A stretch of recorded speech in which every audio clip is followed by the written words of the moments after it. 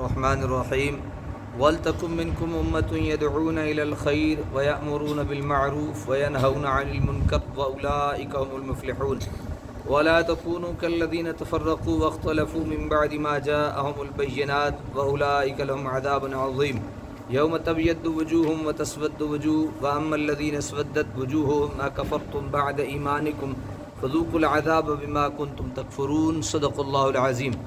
آیت نمبر 103 سے لے کر آیت نمبر 107 تک آیت نمبر 106 تک انشاءاللہ ہم آج سماعت کریں گے۔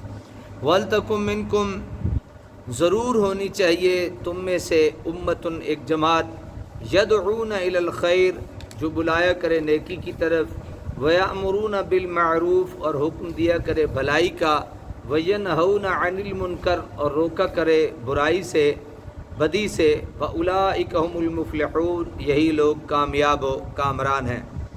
یہ دین قیم جس نے عالم بشریت کی تقدیر بدل دی، اس کی تبلیغ و اشاعت ایک اہم ترین فریضہ ہے۔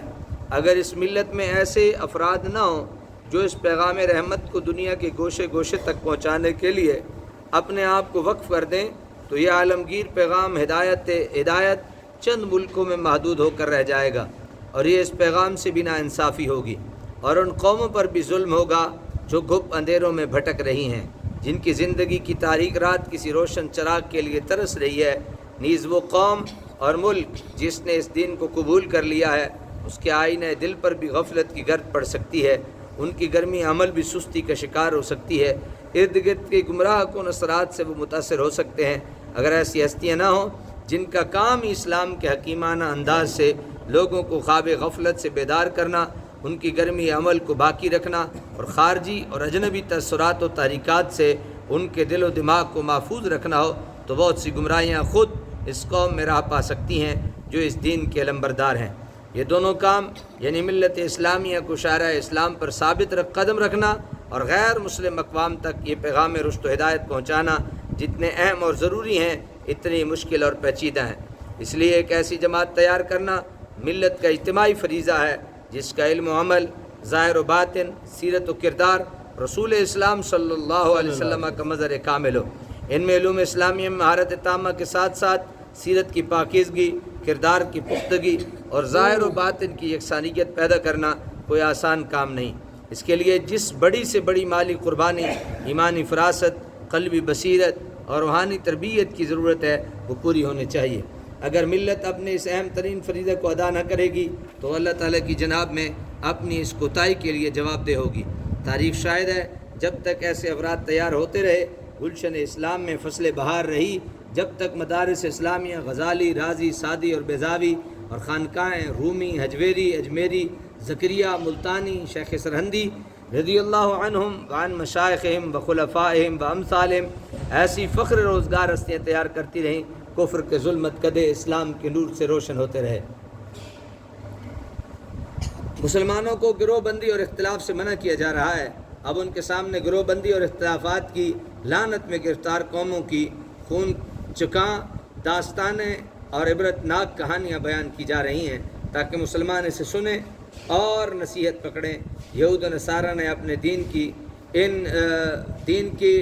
ان اصولوں کو پس پشت ڈال دیا تھا، اور فروعی اور جزئی مسائل کو انہوں نے اتنی اہمیت دے رکھی تھی کہ انہیں کی وجہ سے کفر کے فتوے لگائے جاتے اور ملت کی وحدت کو اس طرح انتہائی بے دردی سے پارا پارا کر دیا جاتا۔ آج بھی ہم اس مقام پر کھڑے ہیں۔ ایک خدا، ایک رسول، ایک کتاب اور ایک کعبہ رکھنے والی قوم نے اپنے آپ کو بے شمار فرقوں میں بانٹ رکھا ہے، اور علماء سو نے ان کے درمیان نفرت و عداوت کی اتنی بلند دیواریں کھڑی کر دی ہیں کہ اب ان کے پاس مل بیٹھنے کی بظاہر کوئی صورت نظر نہیں آتی ہے۔ ذات پاک مصطفیٰ علیہ تحیت و ثناء کے فضائل و کمالات پر جب بحث ہونے لگی اور مناظروں کی ضرورت محسوس ہونے لگی تو اب وہ کون سی چیز ہے جو ہمیں اکٹھا رکھ سکتی ہے؟ لیکن اللہ تعالیٰ بڑا قادر و قوی ہے، وہ چاہے تو چشم زدن میں ہماری آنکھوں سے پردے ہٹا دے۔ وَلَا تَكُونُوا كَالَّذِينَ تَفَرَّقُوا اور نہ ہو جانا ان لوگوں کی طرح جو فرقوں میں بٹ گئے تھے، وَاخْتَلَفُوا مِن بَعْدِ اور اختلاف کرنے لگے تھے اس کے بعد بھی، مَا جَاءَهُمُ الْبَيِّنَاتُ جب آ چکی تو ان کے پاس روشن دلیلیں۔ جب دلیل آ جائے تو پھر تفرقوں میں اور پھر مختلف گروہوں میں بٹنے کا کوئی مقصد سمجھ نہیں آتا۔ وَأُولَٰئِكَ لَهُمْ عَذَابٌ عَظِيمٌ اور جو تفرقوں میں بٹ جاتے ہیں اللہ تعالیٰ کہتے ہیں ان کے لیے بہت بڑا کیا ہے؟ عذاب ہے.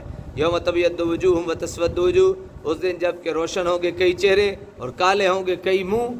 فاما الذین اسودت وجوہہم، تو وہ جو سیاہ روح ہوں گے انہیں کہا جائے گا اکفرتم بعد ایمانکم، کہ کیا تم نے کفر اختیار کر لیا ہے ایمان لانے کے بعد. فذوقوا العذاب بما کنتم تکفرون، تو اب چکھو عذاب کی اذیتیں بوجہ اس کفر کے جو تم کیا کرتے تھے. اللہ تعالی ہمیں ہر طرح کے کفر سے اور ہر طرح کے تفرقہ بازی سے ہمیں محفوظ فرمائے.